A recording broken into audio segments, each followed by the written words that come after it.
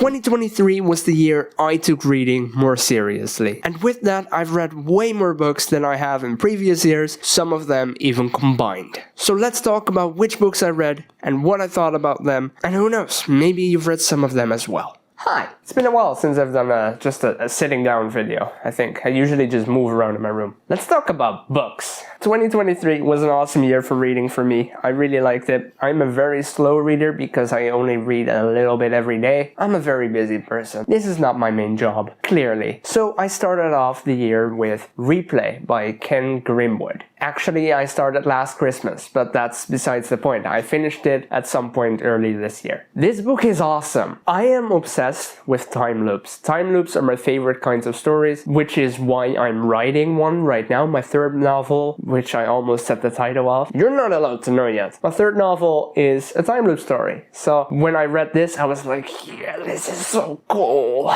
This is a story about a man who dies in his 40s at some point. And when he dies, he comes back as his younger self. I think like 18 or something maybe. But he still has the knowledge of everything that he's gone through with his life before that, and everything that happens from the 60s to the 80s, which is when this takes place. It's an older book. It's not from this decade or century. Whoa, it isn't from this century. That is such a weird thing to think about. It is very interesting, and it's all about this character learning about what is happening to him, why he died, how to do things differently now, and it is wild. The ending was fantastic. I can definitely recommend this one. I think I gave it like 4 stars. So good. After that, I read a book called They Both Die at the End. I cannot show it to you right now because I do not have it. I borrowed it from my sister who hated it, and I have mixed feelings about it, but she sold it, so can't show it to you anymore. This book is about a world where characters get a call basically saying, in the next 24 hours you will die. And in this book, the main characters, Rufus and Mateo, I think, they both get that call, but they do not know each other yet. And then there's this thing, I think it's called The Last Friend or something like that, where you can make a new friend on your final day before you die. And this is where they meet each other and they try to hang out. And it was very fun. I really liked this friendship between them. But what I did hate very much was the romance, the forced romance between the two. I have read more books by this author, Adam Silvera, I'm pretty sure it is. I've read Here's to Us and What If It's Us, which is an adorable book about 2 boys, I don't know, 17, 18, 19, I'm not entirely sure, who are falling in love. It's very cute, really like that. Read both of those last year. With this book, I was like, you don't need them to fall in love. You can tell this story about 2 characters who both have a history in a certain way. They're both kind of loners because of their history. You can just have them be friends. They don't need to fall in love. That's how I felt about it. But hey, that's okay. I didn't like it as much as the rest of the internet did. That makes me the weirdo, I'm pretty sure.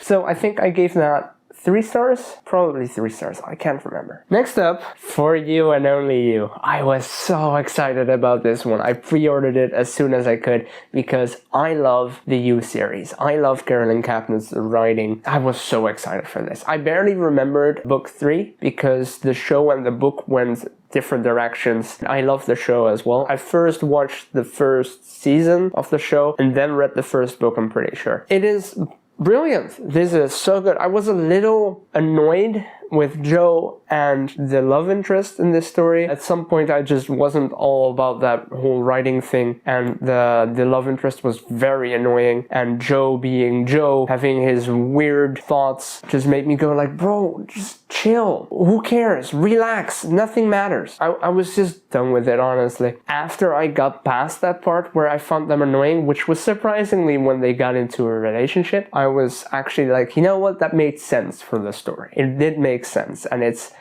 thrilling. It's so much fun. There's so much suspense. All the stuff that Joe gets up to that somehow seems reasonable for him. Like, it makes sense that he does the things that he does, even though in a regular world it would be wild. It would make no sense whatsoever. It works in this story, and it is so much fun to read. I love reading Joe's mind. He is a maniac. He has problems, and I love it. I really want to read more. I could read these books for the rest of my life, and I sincerely hope that Carolyn Kapnis keeps writing them for the rest of her life. I am so excited for season 5. For you and only you. I give that like 4 stars, I think. Maybe 3.5? 4. Probably 4. Then, in the meantime, I also released a book. I published my new novel, Not My Dream Diary, which is a suspense thriller about dreams.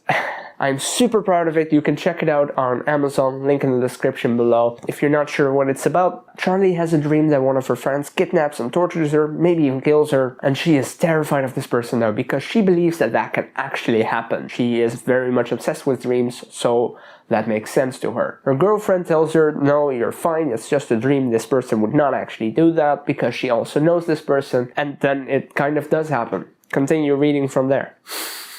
So yeah, 5 stars. Not biased at all, what are you talking about? Next book I read is On Writing by Stephen King. It is a book that I've been wanting to read for a while because obviously I am a writer, so I wanted to know what is the fuss about. Having read one book of Stephen King before this, which was Billy Summers, and a part of it, but also very much being aware of all the other stuff that he's written and very curious about his process, I thought, let's read On Writing. And wow, this was an eye-opener. It is so good. There's so much that he's telling you that you shouldn't be doing or that you should do differently, but at the same time, he's like, just care about the story. Don't care about anything else. The tools you have should all just help you make the story the best it can be. I loved it so much. I read it on my phone, and then I was like, this is the best ever. I need a physical copy. On Writing, 5 stars. But because of that, because the whole story of Stephen King was so fantastic to me, like it's basically an autobiography, the first part at least, he talks about writing his debut novel, Carrie. And because of that, I got curious. What is Carrie like? I do not have the physical copy of the book because I read it on my phone as well, and well, I didn't care as much about that one to actually get a physical copy. But Carrie is super interesting to read after reading On Writing. Everything Stephen King tells you not to do can be found in that book.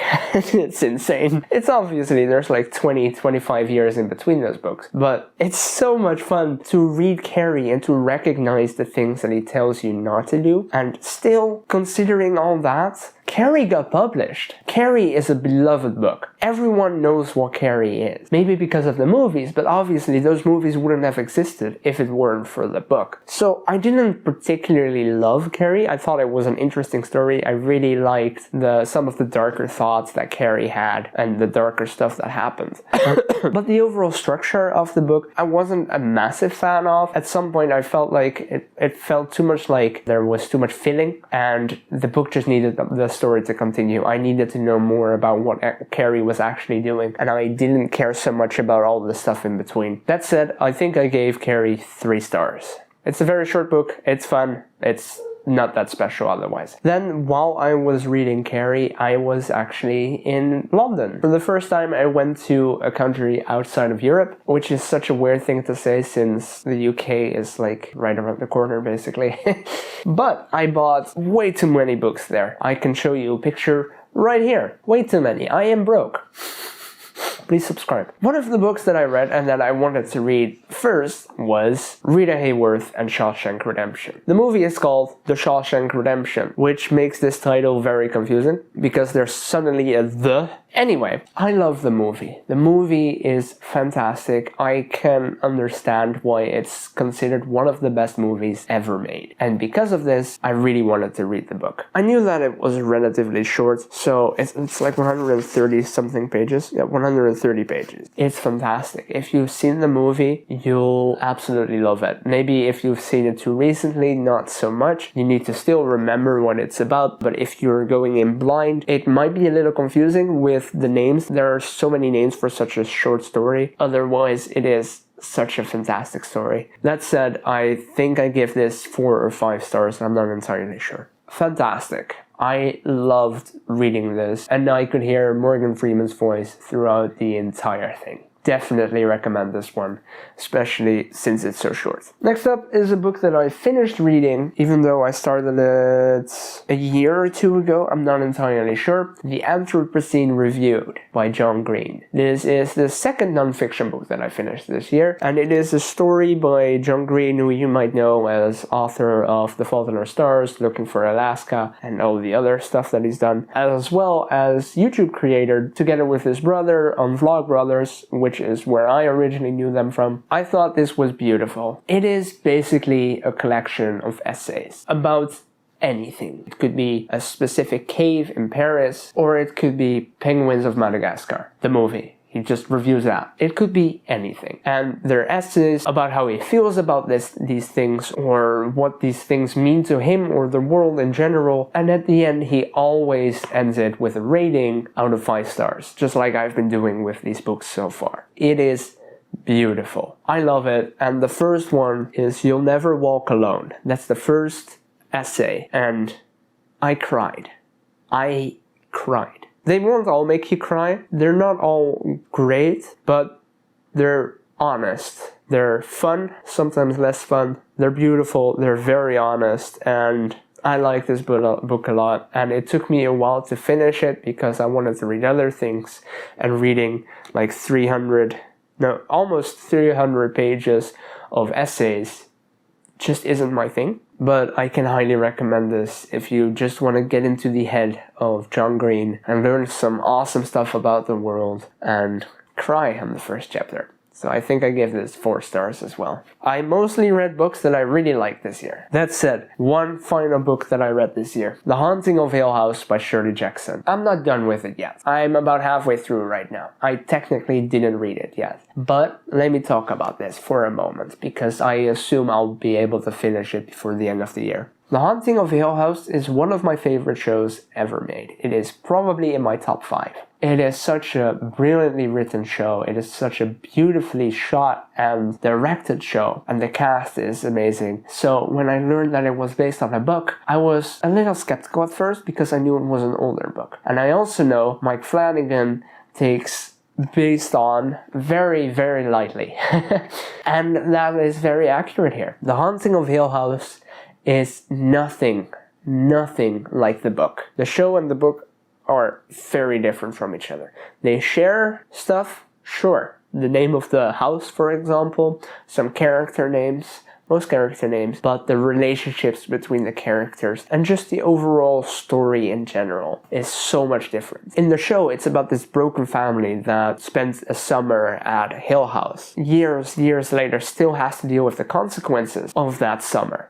And in the book, so far as I've read now, it's about this character, Eleanor, who in the show is Nellie. She is invited by this doctor, Dr. Montague, to spend some time at Hill House and just be there. And he doesn't tell her that it is haunted, but it is. He just wants her to have a genuine reaction to things that are happening. That is the story that I'm reading, and it is way different from the show. And I assume people will be reading this after seeing the show, because this was released in like 1952, I think, maybe later. And I assume that people that will read this because of the show might get very disappointed. But because I already knew that it was going to be different, I didn't expect it to be very much like the show. So some people will be like, I don't like how this is nothing at all like the show. And that is fair if that's what you expect. But because I didn't expect much of it, I am very much excited every single time I get some kind of reference. Every time I can connect something from the book to the show. God, this is on its way to be a 4-star or 5-star read as well. Very excited about it. Go watch the show if you're interested. It is horror though, so if you're scared easily, just don't. But the drama is honestly the best part about Hill House. Now you may be able to tell that wasn't that many books. Yeah, you'd be right.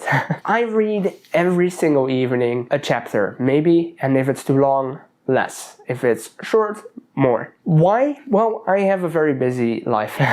I have so many passions, so many hobbies, so I can't read that much. And I could, of course, spend more time doing so in between stuff, but I really like doing it before bed. So that is that. But because of the way that I've been doing it now, I'm quite sure that I'll be able to read even more books next year, and I'm very excited to do so. Anyway, thank you all so much for watching this year. This is the first year that I made these videos, and I'm very excited to see what the future holds, what this next year is gonna look like for this channel and for my writing. See you next time. Subscribe, check out my social media.